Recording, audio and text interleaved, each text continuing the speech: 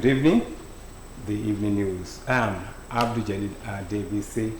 The House of Representatives today charged the government of the United States of America to restore the 5-year multiple visa regime recently reviewed to 3 months by the President Donald Trump-led government.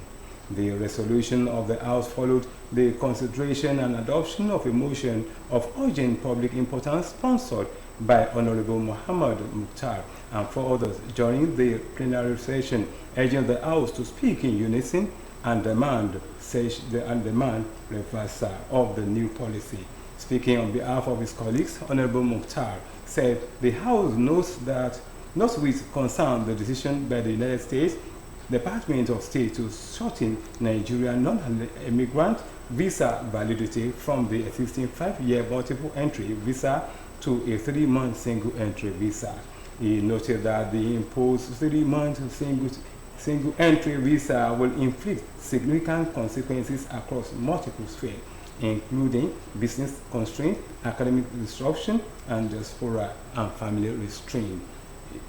The House also directed the Ministry of Foreign Affairs to engage the U.S. government diplomatically to prevent further erosion of relations to protect the dignity and mobility of Nigerian citizens.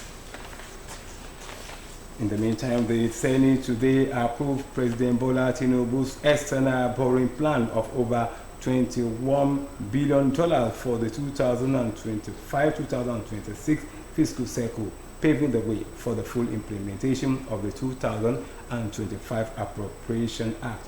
The comprehensive borrowing package includes $21.19 billion in direct foreign loans, 4 billion euros, 15 billion yen, a $65 million grant, and domestic borrowing through government bonds totaling approximately 757 billion naira. Also included was a provision to raise up to $2 billion through a foreign currency denominated instrument in the domestic market. The approval followed the presentation of a report by the chairman of the Senate Committee on Local and Foreign Debt, Senator Aliyu Wamako, who noted that the plan was earlier submitted to the National Assembly but was delayed due to legislative research and documentation issues from the Debt Management Office.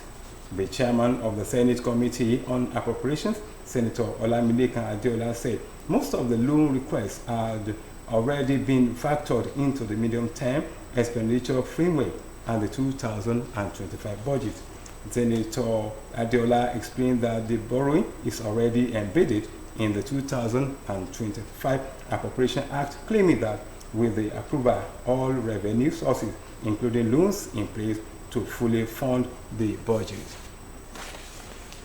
The Ataoja of Osogbo land, Obajima Olanipekun Laroye II, has thrown his weight behind initiative that aligns with values of tradition and growth with a view to facilitate development through community service.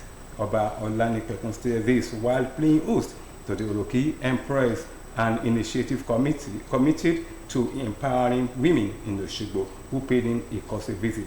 John Oyelakin has more on the story.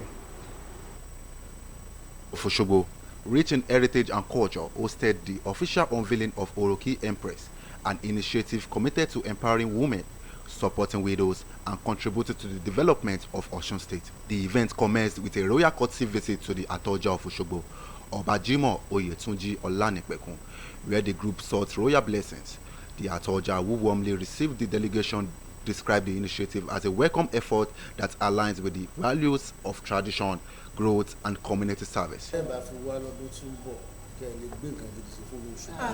The group also visited the Asiwaju of Osogbo, Justice Kunle Adeigbe, who commended the initiative and shared historical insight into the evolution of Osun State and the role of traditional institutions in societal progress.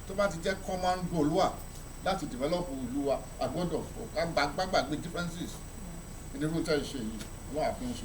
At the forefront of the unveiling was Fumilola Delton, who stated the Oroki Empress is created not only to celebrate women but also to uplift the lives of widows, the less privileged, and to bring development to Osogbo. She added that the group is not just symbolic but action-oriented, with a clear vision to contribute to the cultural and social development of Osun State through targeted interventions and awareness campaigns. Our vision and mission is to work with Osogbo people to help the less privileged, widows, and to do many good things in the city of Osogbo, whatever that we can do to bring the city of Osogbo up. Oroki Empress is said to be unveiled during the 15th coronation anniversary of the Atojo of Osogbo, Oba Jimoh Oyetunji Olanipekun, next month. John Oyelakin, OSBC News.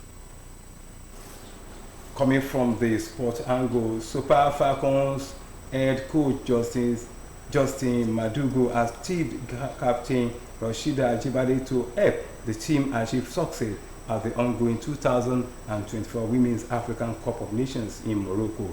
Ajibade was named the Woman of the Match in Nigeria's quarter-final victory over Copper Queens of Zambia, with the 25-year-old crowd to assist in the game.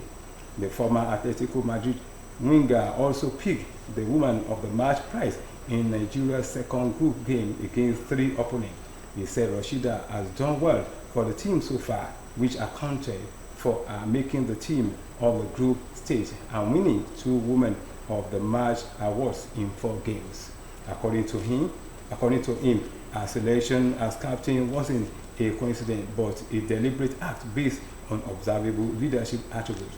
Madugu, who maintained that Rashida had tremendously impact on the team's goal scoring with assists in the first and last games against Zambia, stated that the team was inspired by her qualified and felt she could hold the team together.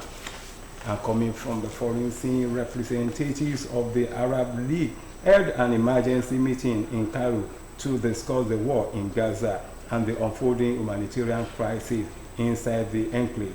Palestine requested the extraordinary session amid the escalating famine threatening the more than 2 million people living in Gaza. Ahmad Abu Holi, a member of the Palestinian Liberation Organization's Executive Committee, condemned the Gaza Humanitarian Foundation, which has largely taken over aid distribution in the enclave since the end of Israel's 11-week aid blockade. He said the Israeli-backed group forces civilians to fall in killing, starve, or die for hunger. According to the United Nations Palestinian Refugees Agency, more than 1,000 starving people have been killed since the end of May. Meanwhile, the United Nations Food Agency accused Israeli forces of firing on the crowd of Palestinians seeking humanitarian aid over the weekend. And that was the evening news. Join us at 7 for the major report. Thanks for being there.